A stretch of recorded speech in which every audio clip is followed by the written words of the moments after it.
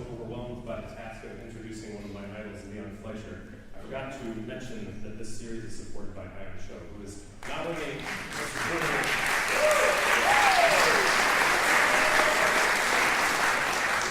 supporter of this series, but a supporter of the Music Academy, the Piano Fellows, and kind of everybody generally. So thank you very much. Okay, let's hear some Ravel.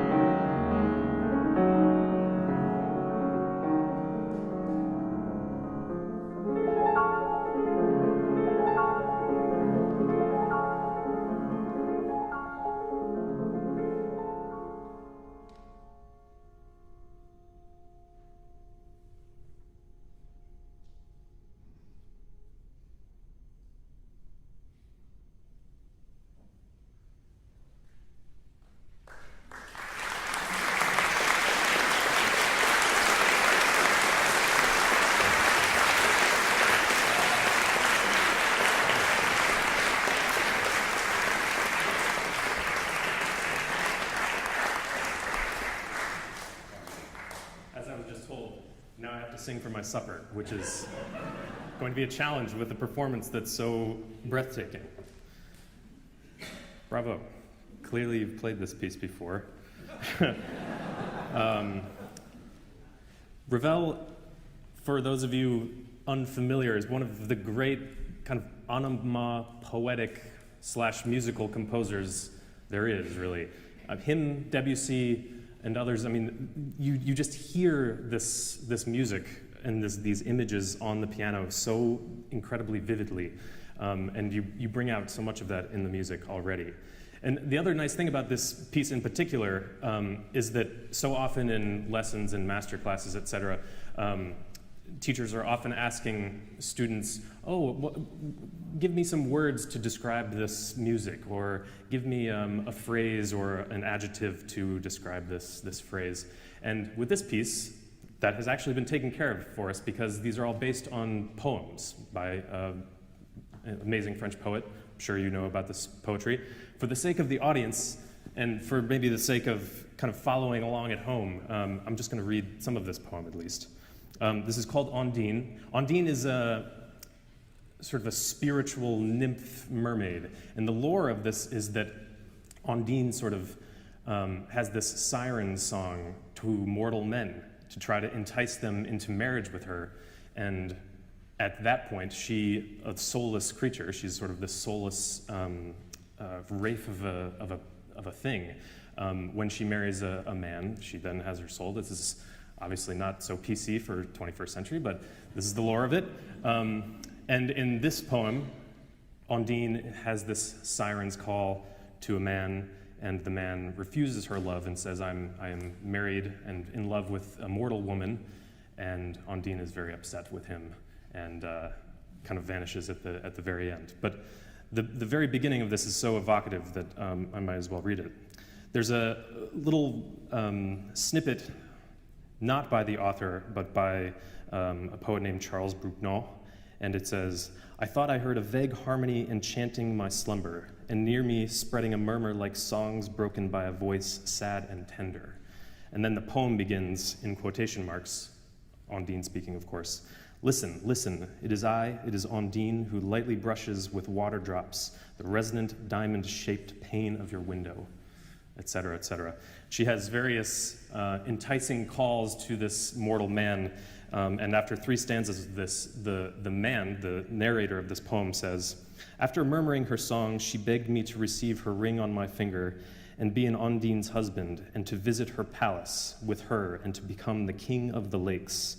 And when I told her that I loved a mortal, sullen and vexed, she shed a few tears, burst into laughter, and vanished in a sudden shower that streamed white trickles down my blue stained glass windows. So it's incredibly evocative, and none of us could describe this piece better than the poem does, so I won't ask you to do that. However, I will ask you what or how this helps us, or how does this help you in terms of your approach to this piece, which is something that, which is obvious, is one of the most treacherous pieces in all of the piano literature, and to have somebody play it so brilliantly is rare. So, yeah, I mean, you obviously know this poem. What does it do for you? Well, coloristically, it gives me something to strive after. There are very obvious characters within both the recurring motifs and also the surrounding atmosphere. That I feel like because it follows such an obvious storyline, which is really rare, it's something that you can directly connect each phrase to. Like everything that he writes in the music is saying something. Right. Could everybody hear that? No. So she had very poetic thoughts about, and rightful and totally accurate thoughts about how Ravel is very honestly following this poem, and the poem provides so much information about the musical content, about how phrases interact, the characters of individual types of music, and you know, it's a nice to have this type of thing at our disposal. So, just a couple things generally about Ravel. Well, to a different degree than Debussy, Ravel was one of the most sort of OCD, fastidious people that I think has ever been documented in the music world. Like you'll see portraits of him, and there's not a hair out of place. There's not a hair on any of his clothing, unlike mine, which is covered in dog fur. This is reflected in the music. The music is, everything is perfectly crafted. I mean, they're not unlike the diamonds in this poetry. You know, everything is just perfectly sculpted. People often lump him with Debussy in terms of their sort of musical and aesthetic approach, but I actually think a little bit more forward and think of Ravel as this sort of proto-George Ligeti, actually. Like, they both were, maybe if you want to do the art metaphor, Debussy was to Monet as I think Ravel is to M.C. Escher, or something like that, where everything is contraptions and mechanisms, and I think there's a little bit of that in this music, despite it being, you know, so personal and evocative and sensuous. But the challenge, of course, is to have those two things operating on equal ground. Also, the you know, pianistically challenging thing about this. So, what does that all mean? I think for me, this constant 30-second note that is, save for a few unbelievably poignant moments, is constant. There are 30-second notes basically throughout the piece. It sort of sets up this rhythmic, metric grid that is completely incessant. And then, obviously, that's... And then underneath that, you have the Ondine. So one is asking for flexibility, and the other is, you know, sort of begging you not to take too much time because then you'll lose it. And this delicate balancing act, I mean, it's like, you know, a really well-calibrated Swiss watch or something like that. This incredible relationship between something so flexible and something so mechanistic, I think, is at the heart not only of this piece, but in Ravel's music kind of generally. So that's maybe a good starting point. And let's go from there and see if some of that could just hang in the balance a little bit more delicately.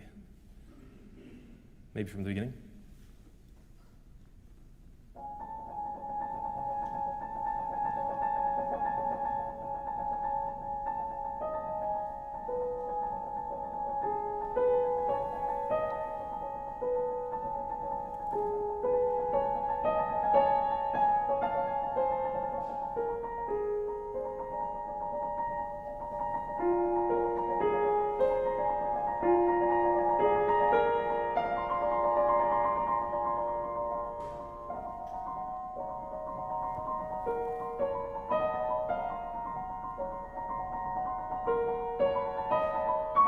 That's amazing. This is sort of a notorious spot for pianists because the right hand is, especially to just come in cold, it's part of the reason why I wanted you to go first, because playing this last would be a very cruel thing of me to do. But the marking is triple pianissimo, and you're playing 3 notes versus 1 note in the pinky of the right hand. So you have to control 3 notes, play them triple pianissimo, and have these repetitions that should feel like little, you know, like spittle of water or something like that. And there's something about the harmony too that I think you're doing so sensitively, but it's nice to just kind of have this image in your mind. We have that, sort of the key of the piece, C sharp major, and on top of it, we have this foreign note of A natural, which if we're in C sharp major would be an A sharp. It's this incredibly emotional and expressive interval, but at the same time it's all triple pianissimo. And so if there's a way to, even more precisely than you're already doing, just, it's like these little machines that are all happening, just these, you know.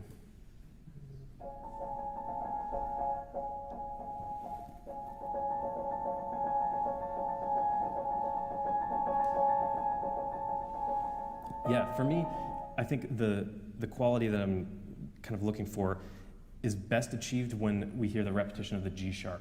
So,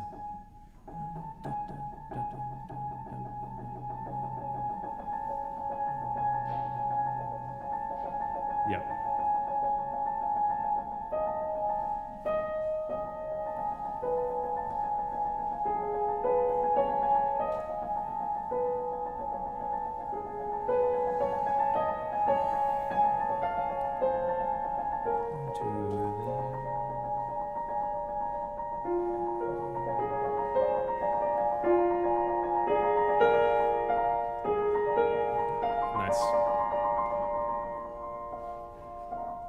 Right. It's so mind-bendingly difficult, but it sounds beautiful. You sort of self-corrected, and I think you were right. Sort of thinking of that without a bar line, but it's sort of riding the tide, and you sort of find yourself at a slightly higher dynamic, but it's not because of an affect.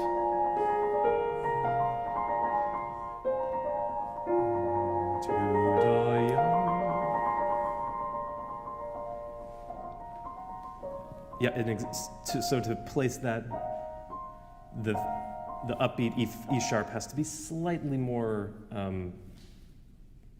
defined.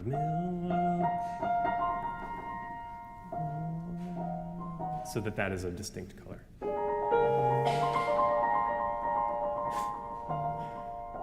Beautiful.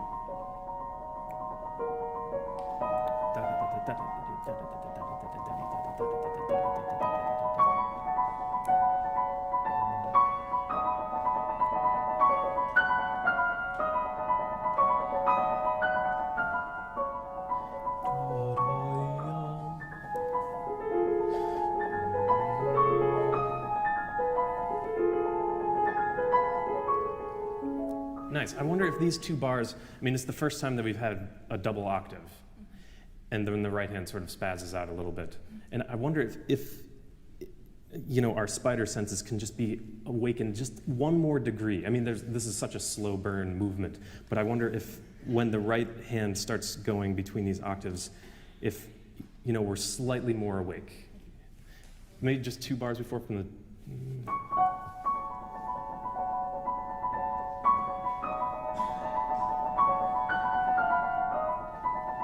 Slow down.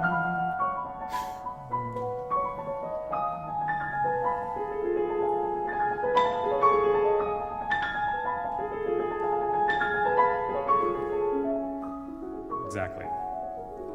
To there.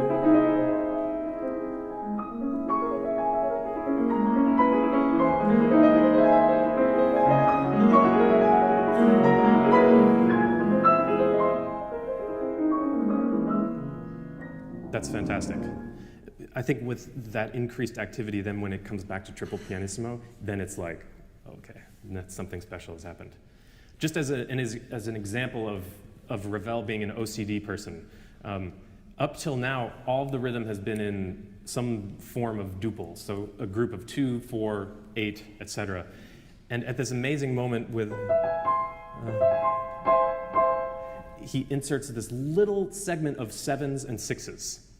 And I think this is not meant to be suddenly a moment of being out of time for the sake of being out of time, but I think it's a response to something quite not right under the water, you know what I mean? Which is also to say that it should be exactly in time. All of the content is inherent in the rhythm of that moment anyway. So if would you mind doing 2 bars before there?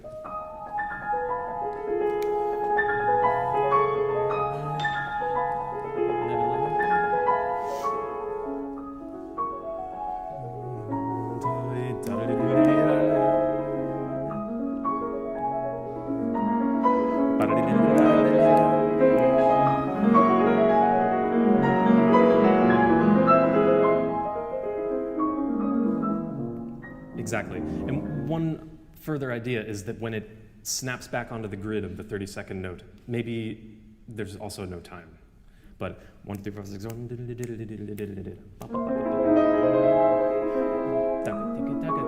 Exactly.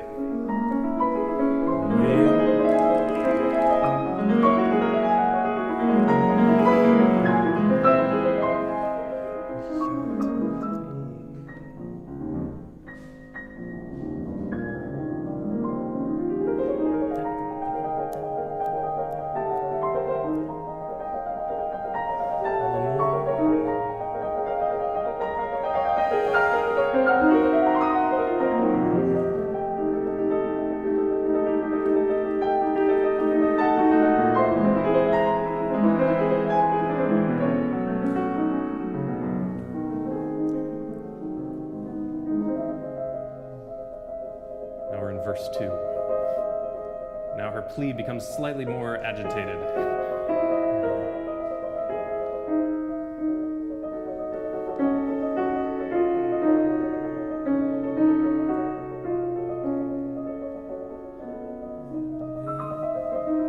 Octaves.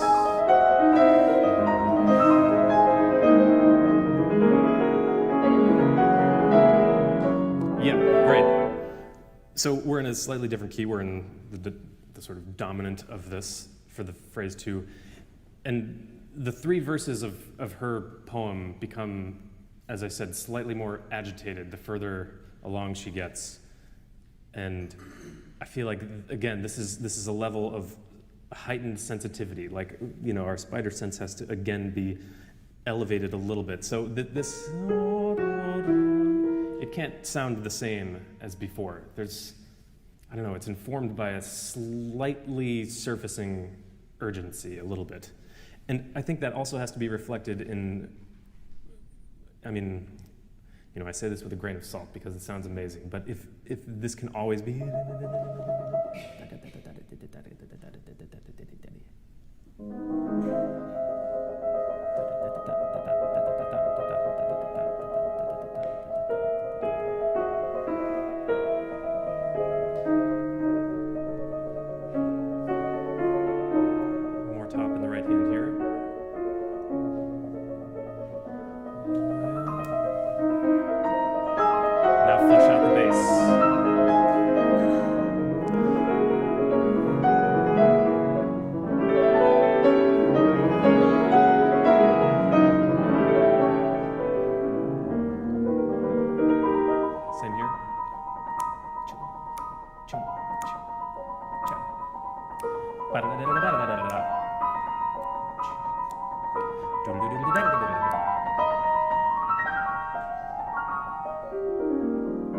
Exactly. That sound is, that's amazing. This is one of my favorite parts of this movement because it's so, it's like the fusion of these 2 grids of 6 versus 8.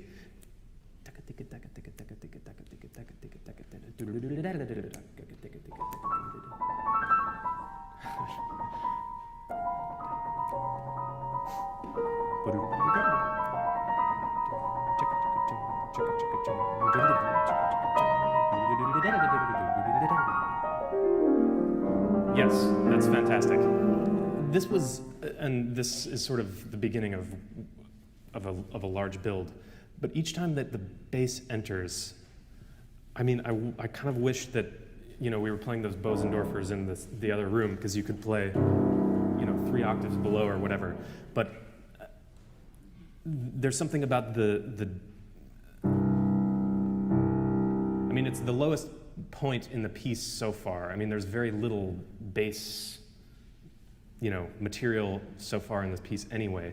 And I think when it comes in, you know, this is like when things are getting dire.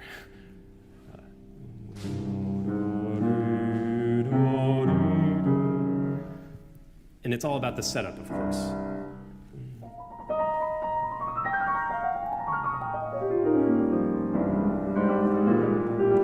Yeah, now can I have that effect, but not too loud. You might voice slightly, because I'm missing a little bit of E. Almost like the first note is harmonic in its function, and then the melody emerges.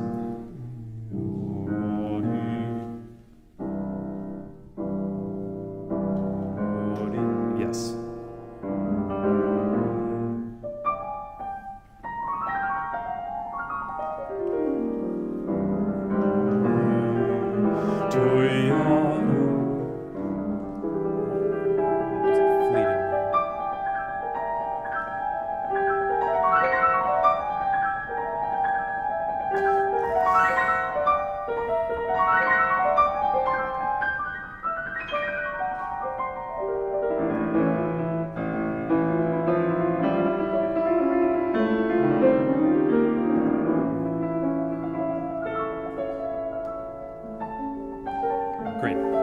going to mention, you did it so beautifully that time, but I wonder in this exchange where there's this sort of menacing bass melody that always sort of evaporates into...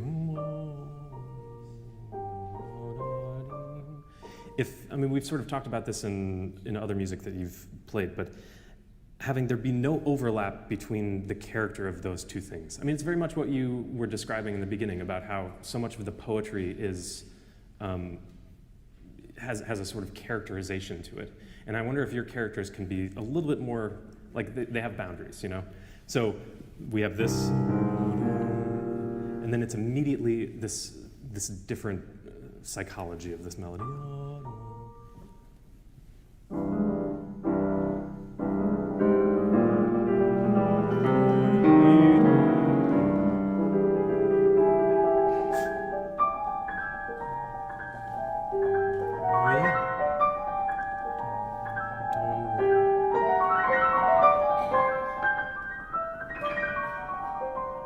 Again here.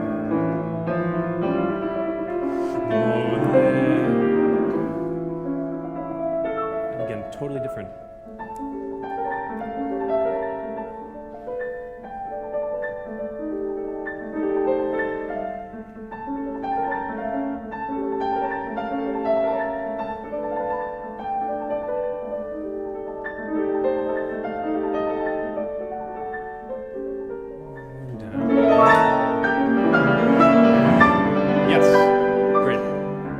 That's the type of, that's the sound.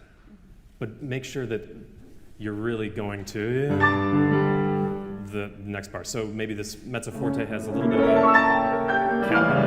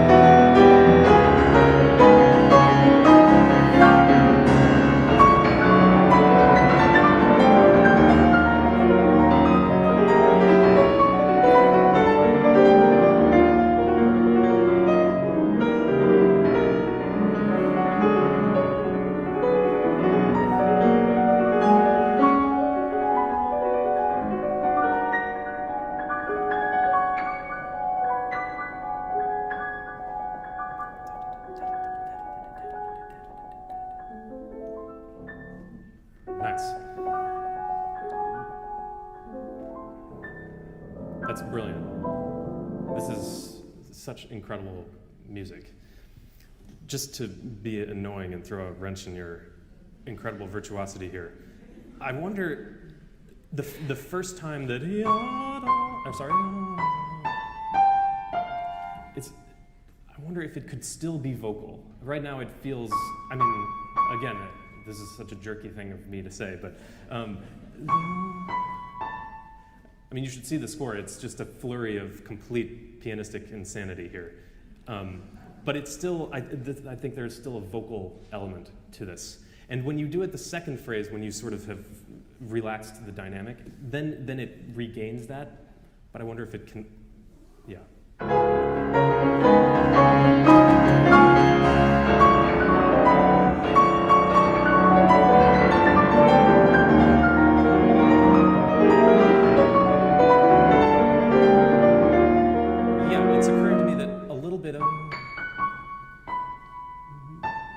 The A comes a little too soon. I think you actually have a little bit of time.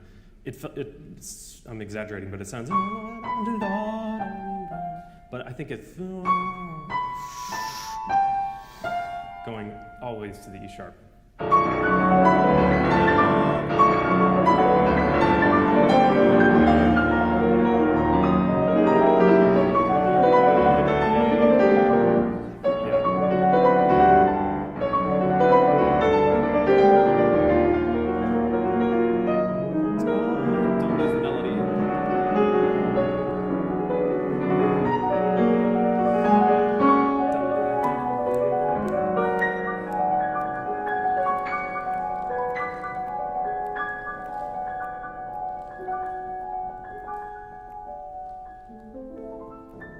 Beautiful. That's great.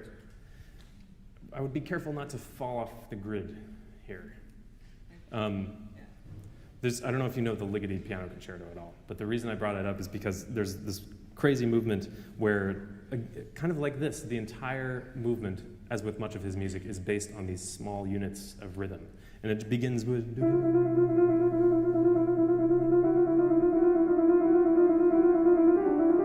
And it's just constant. But the melody, when it comes in, is... I'm sorry.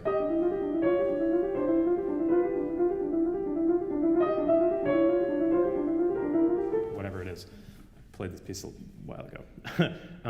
But which is all to say that the flexibility of the melodic material is all built into its placement on this grid. So it felt a little bit like you were being slightly indulgent with the way that unfolded. But which, maybe is okay. This is such a climactic part. But definitely when you get back here and this starts coming on, then lock back into something.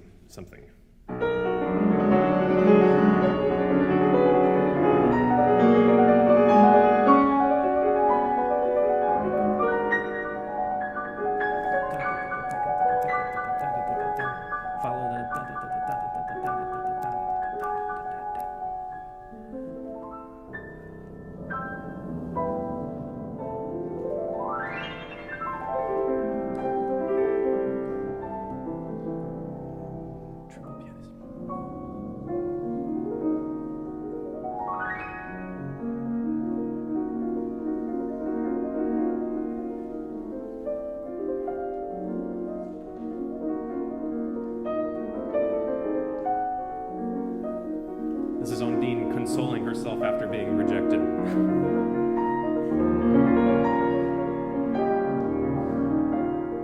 Here's her song one last time.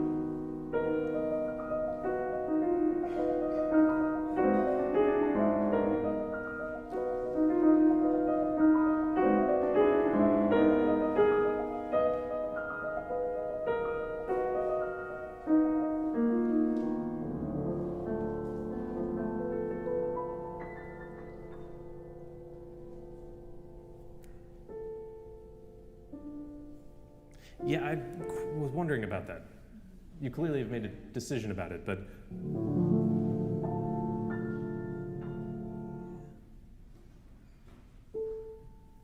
I think so.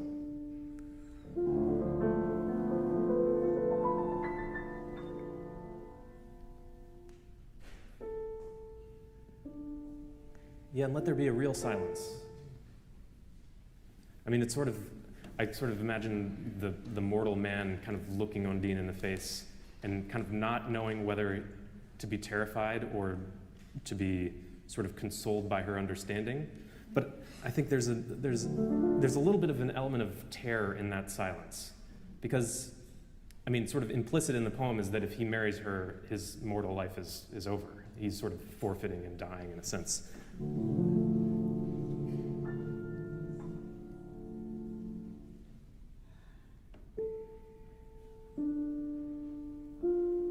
Like, don't be afraid to go there, you know?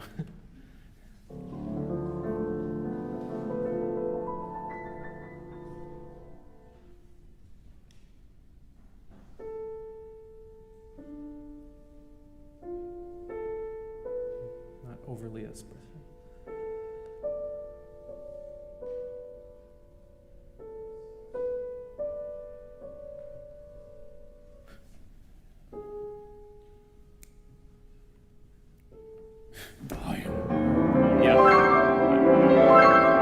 I was making you do it. This is the Ondine being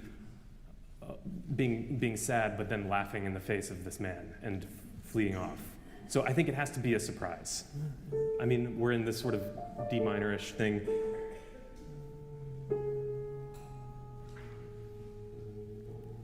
Whatever it is.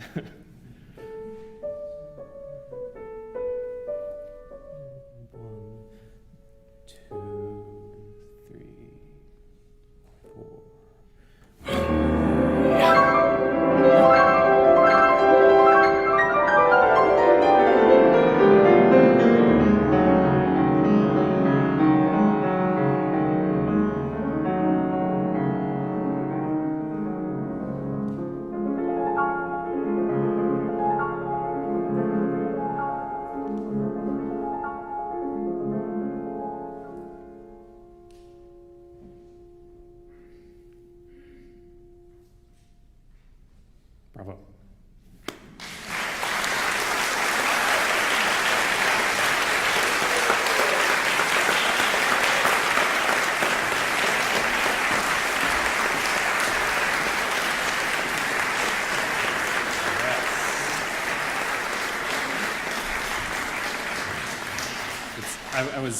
The last couple days I've been thinking about this piece a lot. It's one of my absolute favorite pieces. I would never dare to try to play it.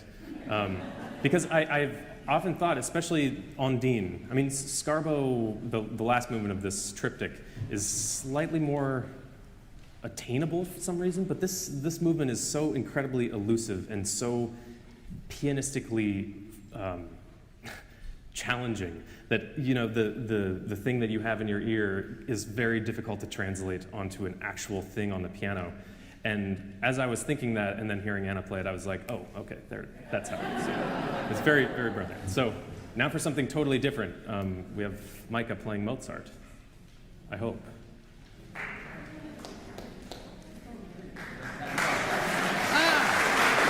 Hey, thanks.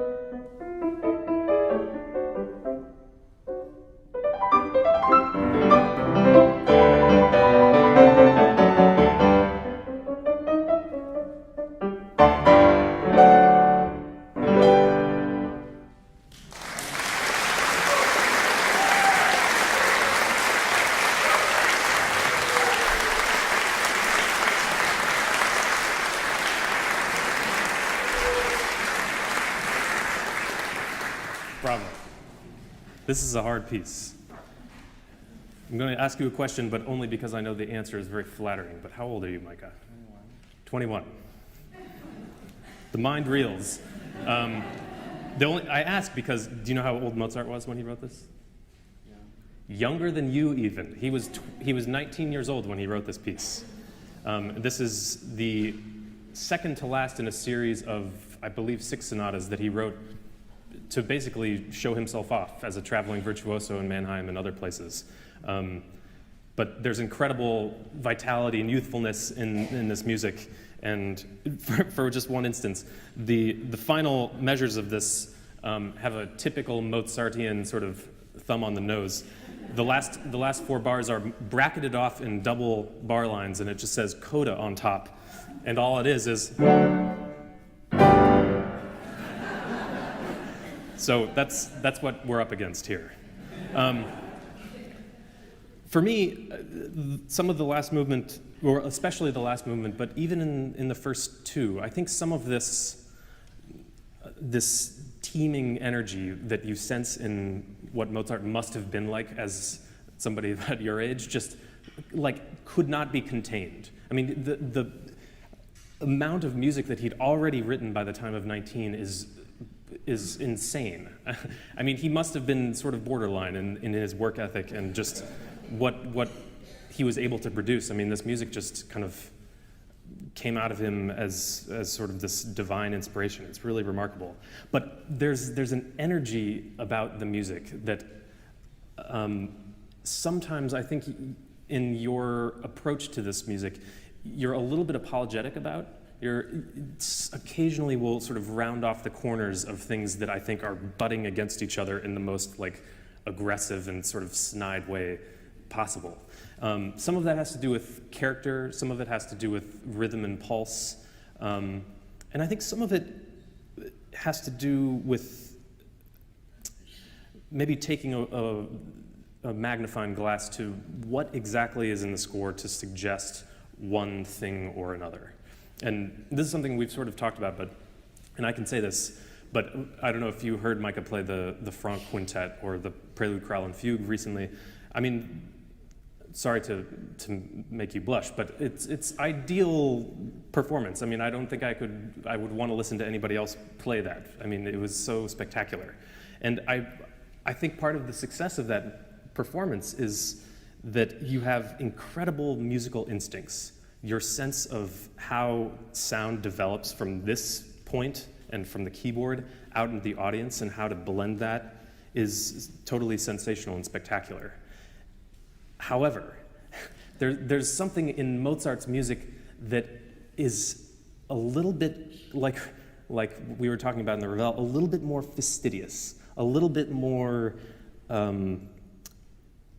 manic in its attention to detail and its uncompromising strive for what the musical truth is of a particular passage or another particular passage.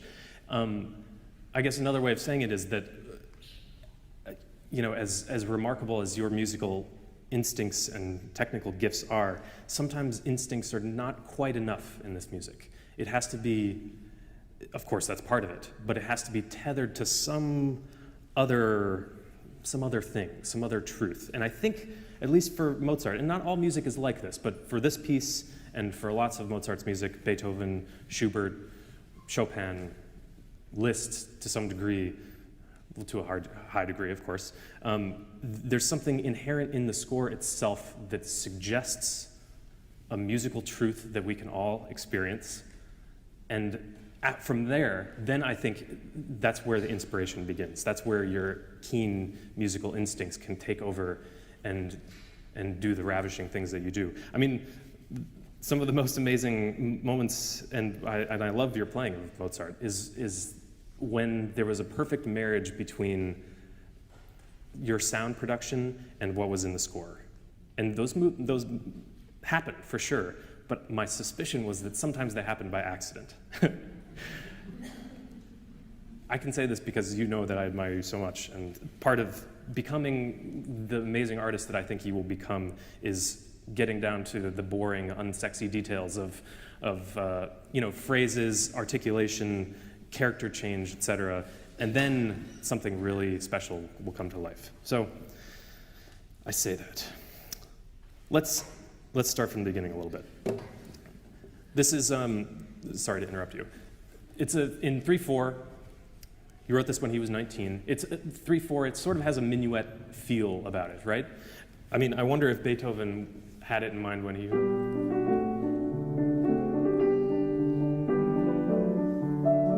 Same type of thing. G major also kind of. I wonder if Schubert had it in mind when he.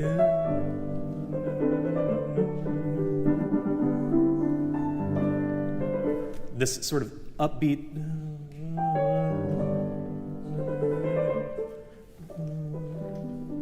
I don't know. They have echoes to me in this sort of generous pastoral sonority. It's also very weird, the opening phrase, right? Can you tell me about it a little bit?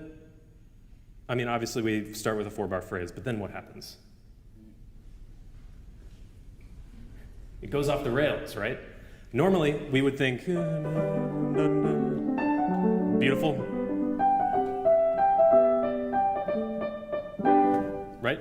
4 bars, 4 bars, 4 bars. But what does Mozart do? He adds this. I mean, there's something brimming to the point of like, I just can't keep this in anymore. I'm just going to go off and play this thing. So we have 4 bars that deviates into this 2-bar virtuoso thing that then comes back.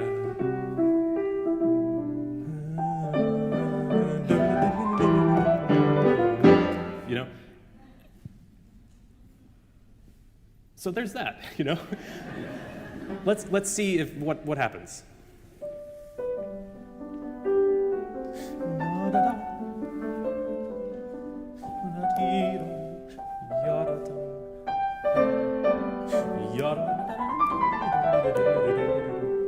Nice. It felt a little straitjacketed, you know, like I guess I can't quite do it. But one of the reasons that I think it's maybe a little bit more hyperactive is when we're in 3, you know, 2, 3, 1. There's all that 3-ness and the sort of swing of 3. But this bar, that comes on 3. The bass note. So it actually is, so 1, 2, 3, 1, 2, 3, 1, 2. So everything is against the grain of the meter. It almost feels like a bar of 3/2 is just like inserted into this, it's odd for classical music to have this type of obvious hemiola. And I mean, you would expect it in Brahms maybe, but Mozart it's a little bit weird. So I wonder if you can just make it weird.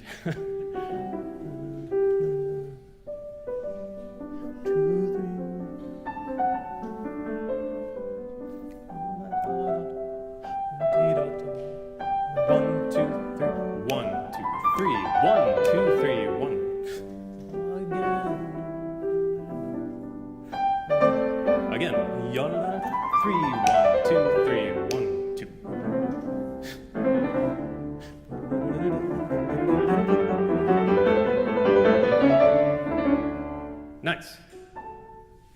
What about a little bit of, just sort of ride the tide a little bit.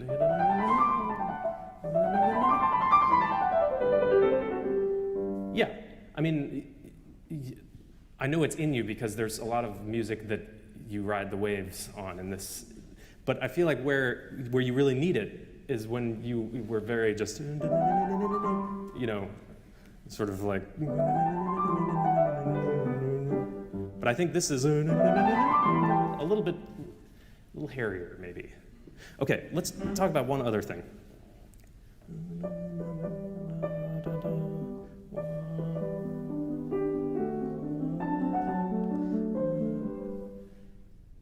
There's obvious correspondence between all this stuff, right? We have 3, 1, 3, 1, but it's not it's not that. It's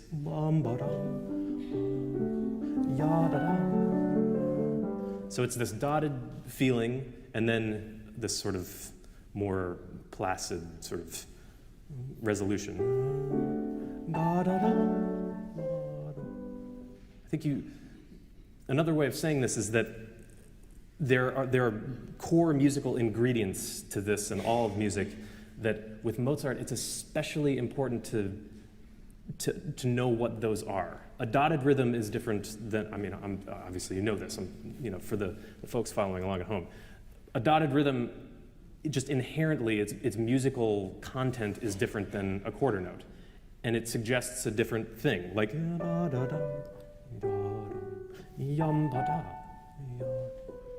just as 16th notes suggest a different type of character. These are like abstract elements that suggest non-abstract responses, in other words. And I wonder if you can respond a little bit to the exact things that are in the music. So the difference between a dotted rhythm.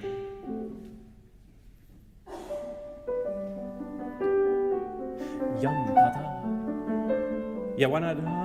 I think it maybe goes to the A.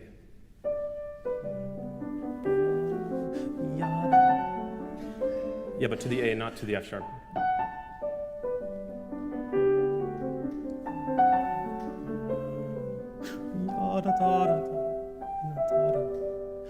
One, two, 1, 2, 3, 1, 2.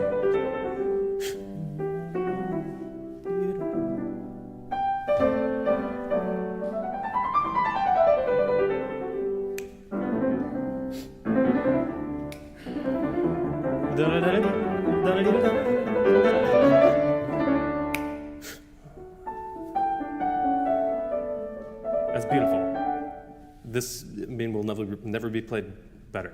It's brilliant. It sort of has an echo of what we were talking about,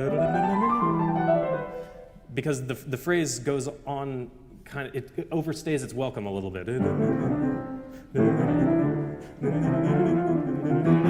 It sort of can't contain its energy a little bit, which I liked in what you brought out. That's great. Okay, let's play the second phrase.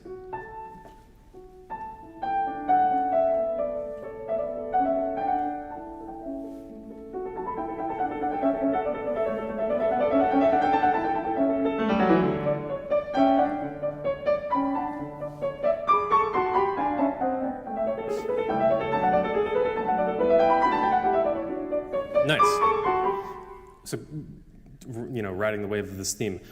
To you, what is the musical difference? Like, what would you do differently if the music were written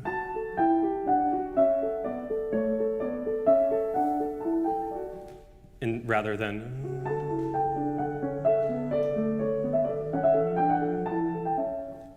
What's the inherent difference between those?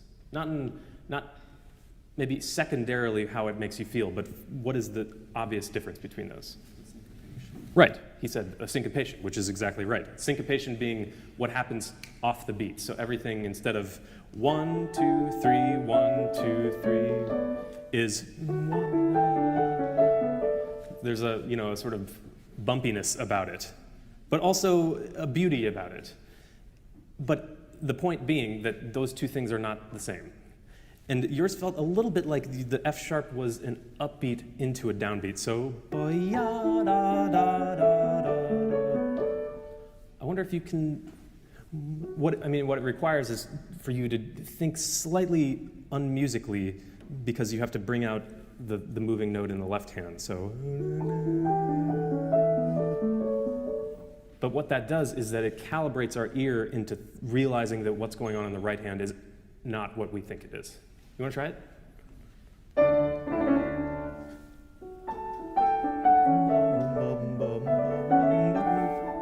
Exactly. The other nice thing about that is that the ship rights itself when it goes in. And that only makes sense if our ear is confused before, and then it's unconfused in the third bar.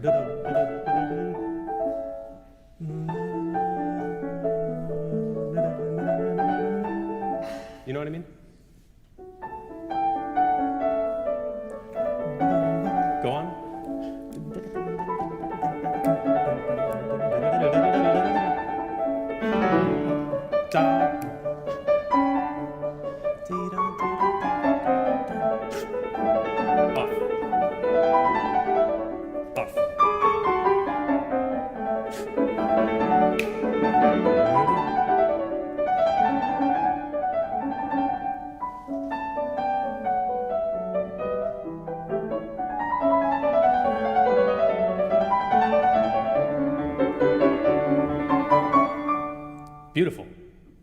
you took care of so many of the things that I was tempted to say.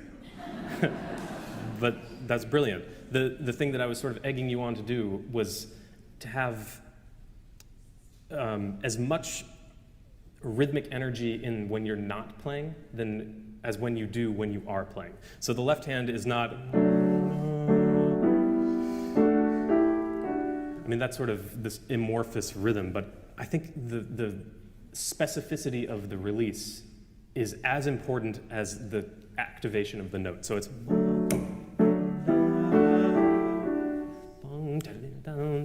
I mean, so much music happens when we're not playing.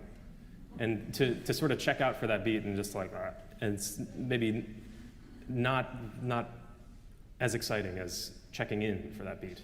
That was great.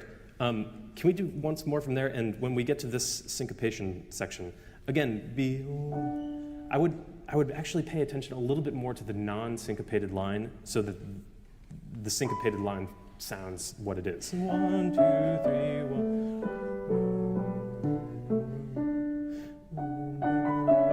Do you know what I mean? How about from 1, 2, off, off, off.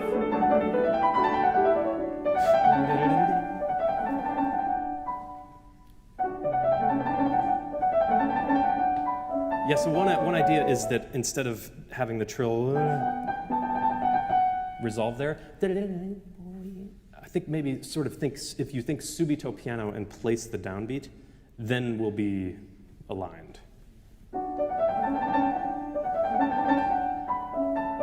So one way to practice this would be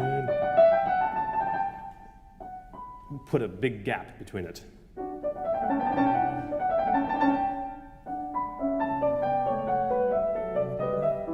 Exactly, now narrow the gap a little bit, but still have a little bit of air between it.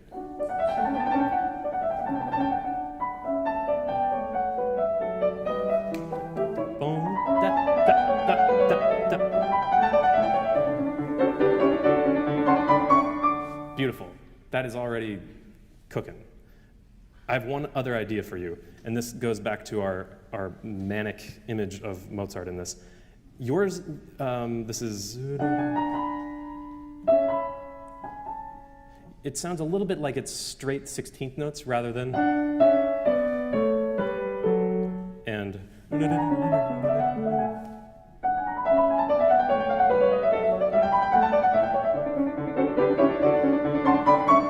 It still sounds that way. I mean, it's... Yeah, exactly. I think it's as much in the way that you present as it is in the sound, but really feeling like, and maybe the 16th notes can slightly go to the offbeat. Yes. Go on. Don't lose time.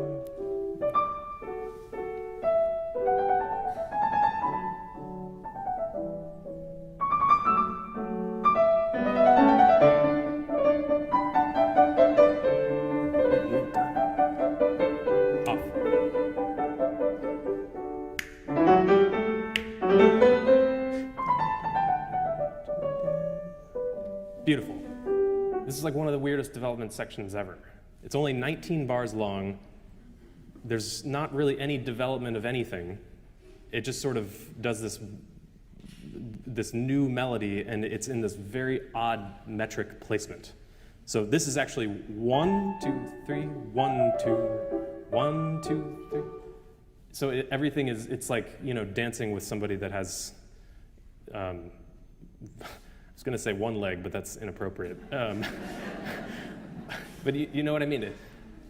One reason, or one way of making that apparent is not letting your rhythmic guard down over the bar line. So if it's 1, 2, 3, 1, you sort of have to clue us in a little bit that something's not correct. And by playing this as an upbeat, so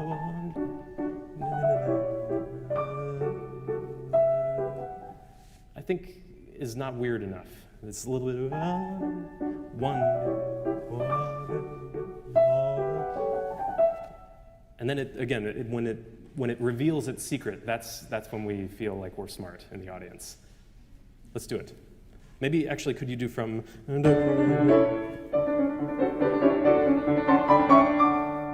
3, 2, 1, 2, 3, 1, 2, 3, 1, 2, 3, 1, 2, 3, 1, 2, da ya ya.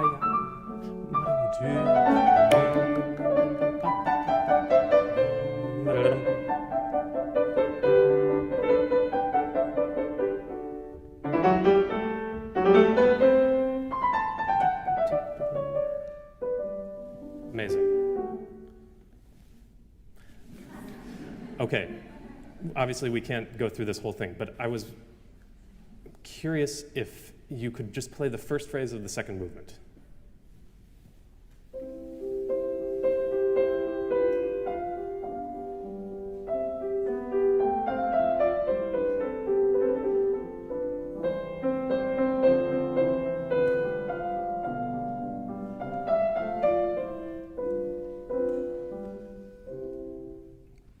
Go on a little bit.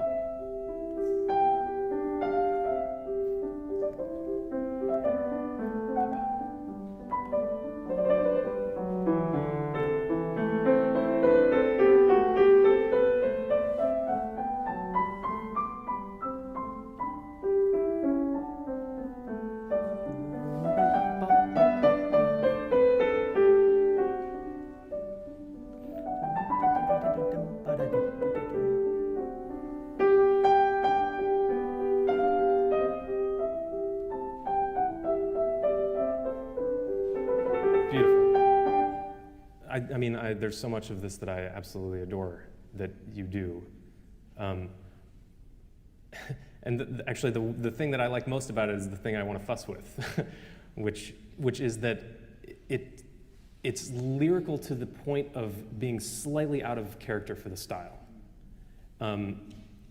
So without messing with what you are doing so beautifully, I wonder if and maybe we can work on this later, but in your analysis of this, in the analysis of this sort of micro gesture that's so important to the expressivity of this music, if you can bridge the gap a little bit, maybe not 90% Schumann, 10% Mozart, but a little bit, kinder to Mozart in that proportion.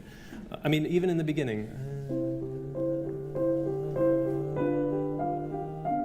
maybe not, it's not quite Rossini aria quite yet. I mean, I think there's almost a Baroque element in it, which means that it's a little bit more, powdered wig. You want to try it?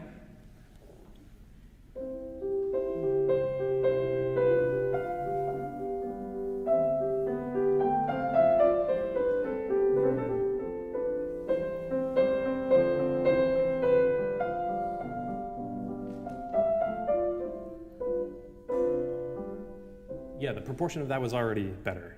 And one last thing, and then unfortunately I have to leave you, but maybe...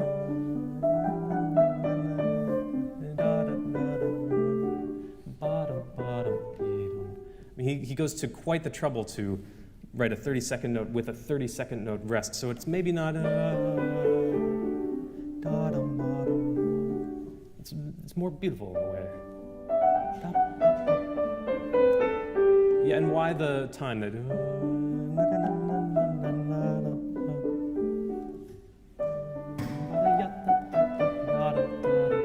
Yeah, so the second one maybe a little bit less.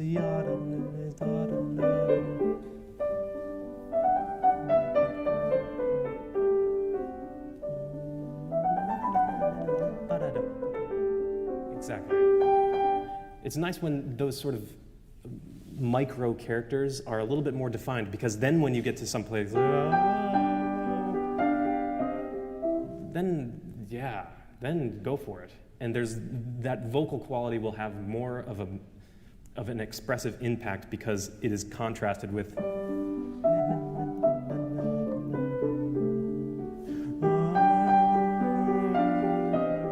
you know what I mean? Of course. You're brilliant. Thank you.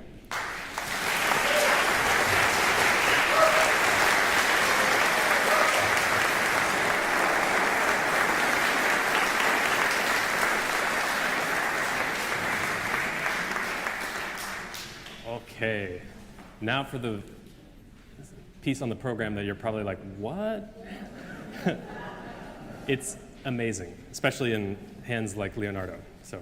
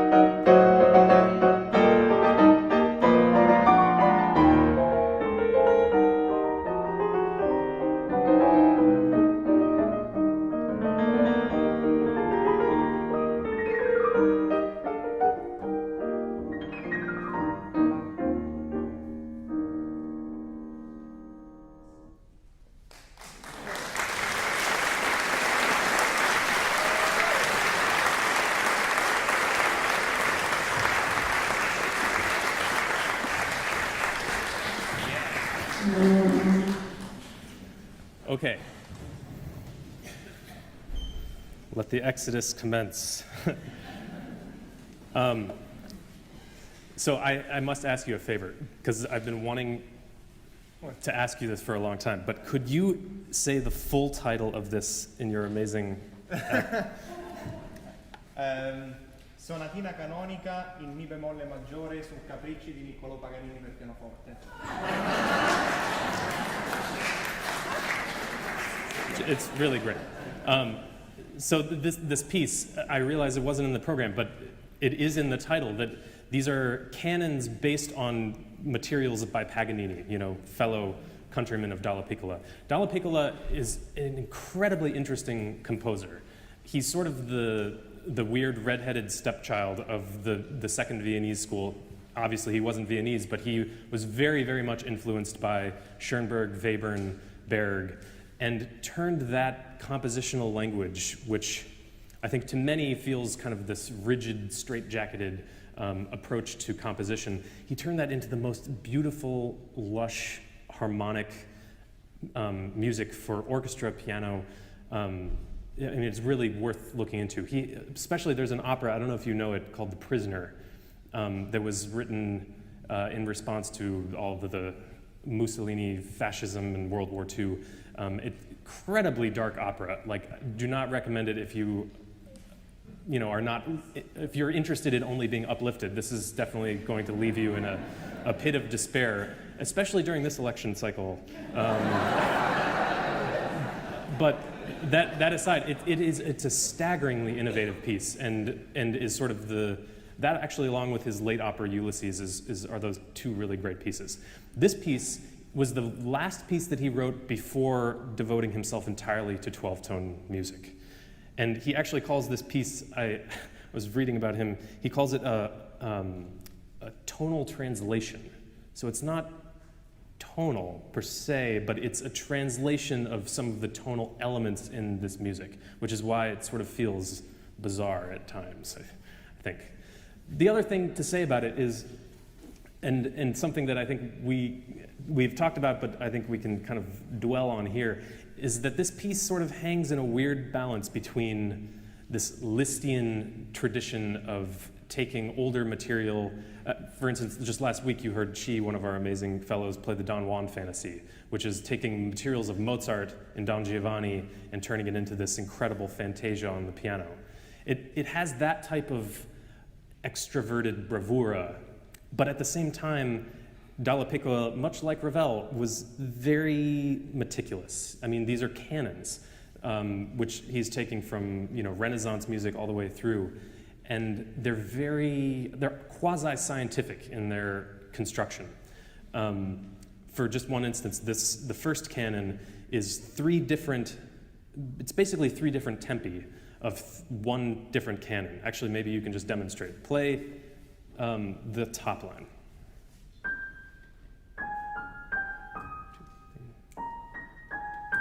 Now play the middle voice.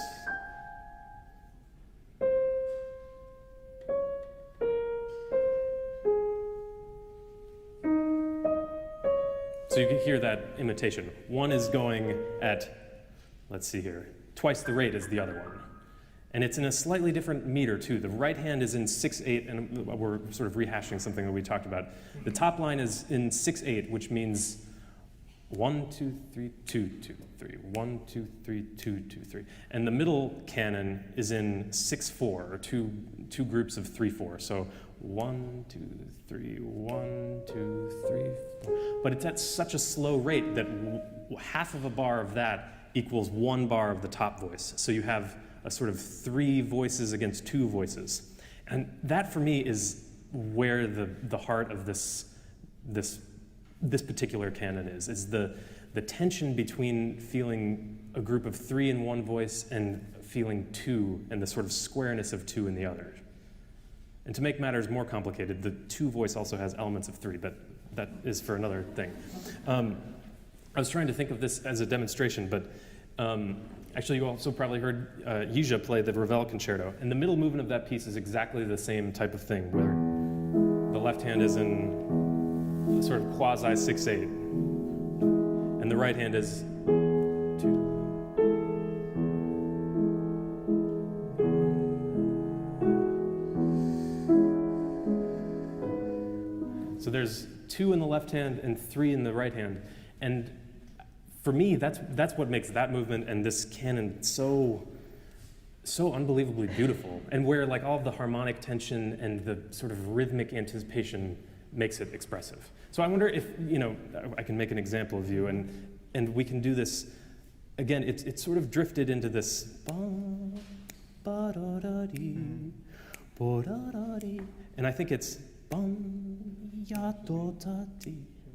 yeah, and it has a lot to do with the way that you place that bottom voice.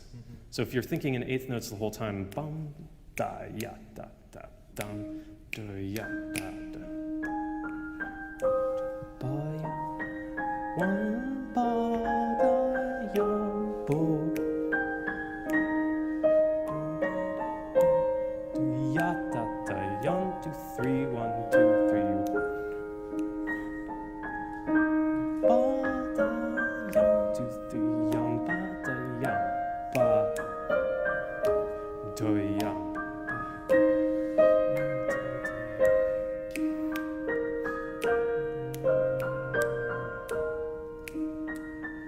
Yeah, it's a different piece, right? Like it's this amazing sort of marionette that's just sort of gliding in air. It's this incredible thing. Like all of its limbs are going at slightly different rates, It's beautiful what you do. Since we already talked about that and we're running short of time, let's go to the fireworks of this. So as I said, this is all based on material that Paganini wrote, mostly in the caprices. You probably heard some foreign objects in the last movement, particularly.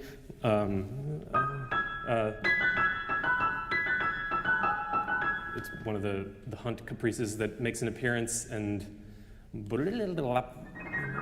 yep, which Liszt also took. So this piece is very much, in a tradition. But yeah, with all of them, it's a balancing act of being overly virtuoso and adhering to the strictness of the canon. Let's try it.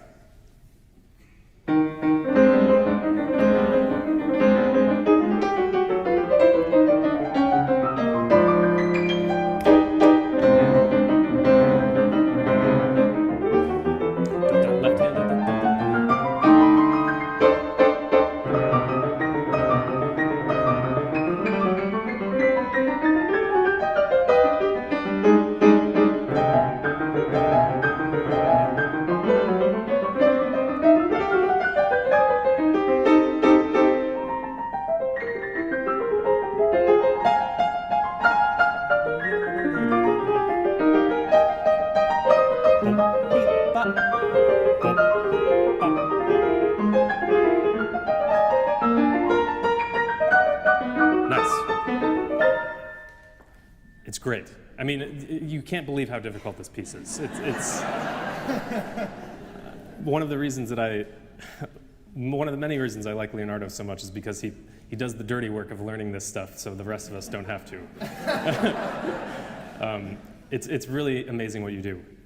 What I think you're starting, and what was much better this time is, I think if you separate out the elements, the noticeable, the perceivable elements of the canon, and emphasizing them in each hand when they come in. So for me, I hear the briatata as one element, and then exactly the descending chromatic of the left hand, and then when it goes up, and then of course what we talked about, the I think if all of those things can have a conversation with each other a little bit more explicitly, then it will sound less like this chaotic virtuoso showstopper and more of the, fastidious DALLAPICCOLA, Try it one more time.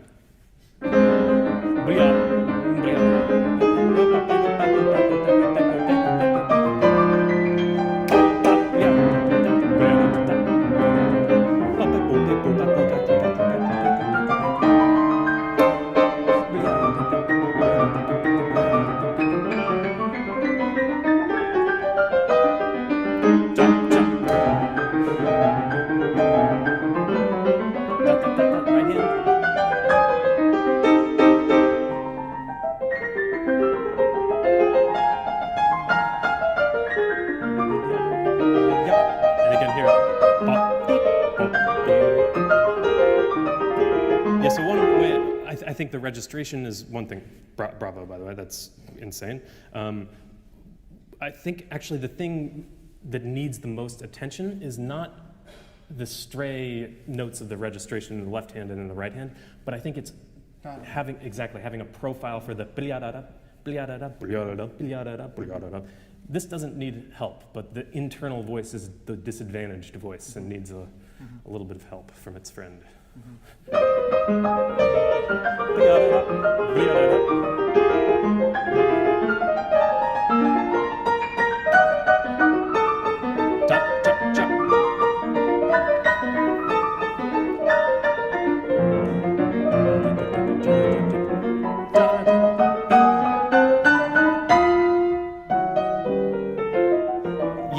This can be a little, this is the more Lisztian moment. This is like,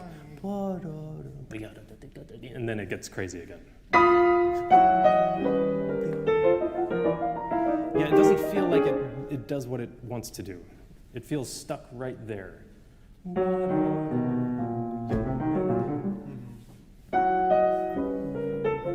Yeah, but you know, don't rush it either. Where is this? Obviously, I'm not going to play this, but everything proportional. Yeah,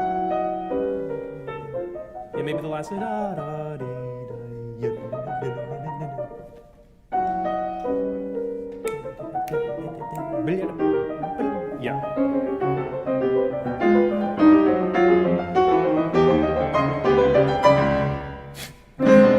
Yeah. Exactly. That's like a real jowl shake moment. Great. This one is the same. Can we do the vivace of the second movement?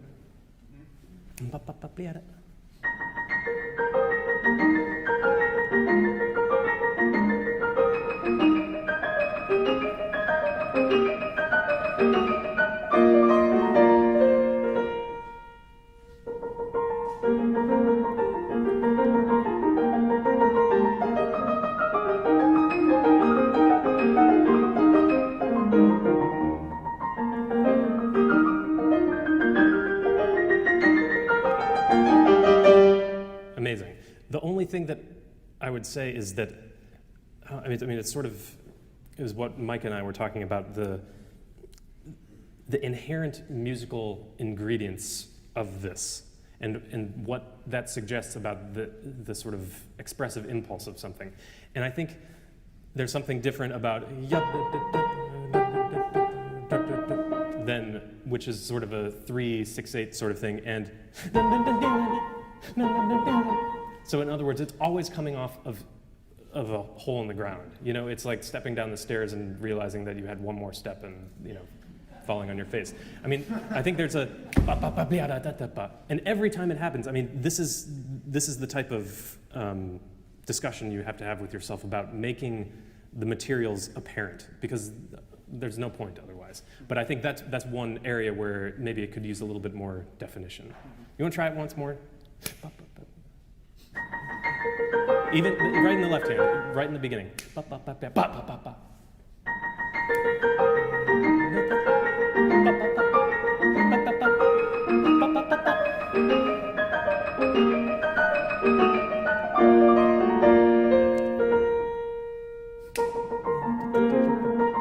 Exactly.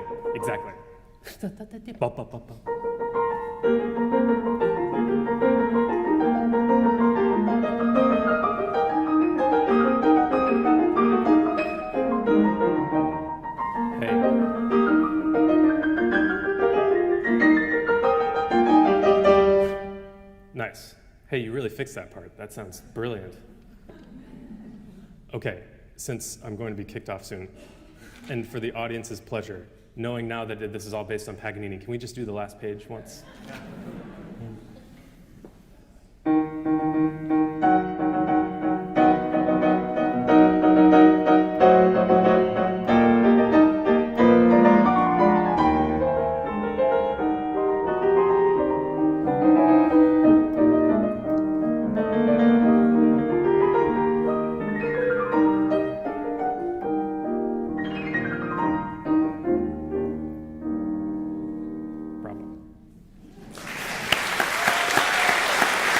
We'll work some more on it. Yeah.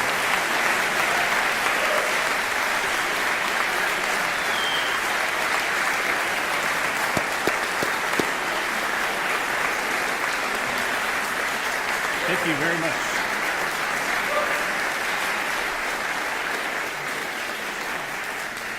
I have to say thank you to you as well. This was, these are long classes and we talk about a lot of geeky things. And it's such a pleasure to have such an attentive audience. So thank you very much.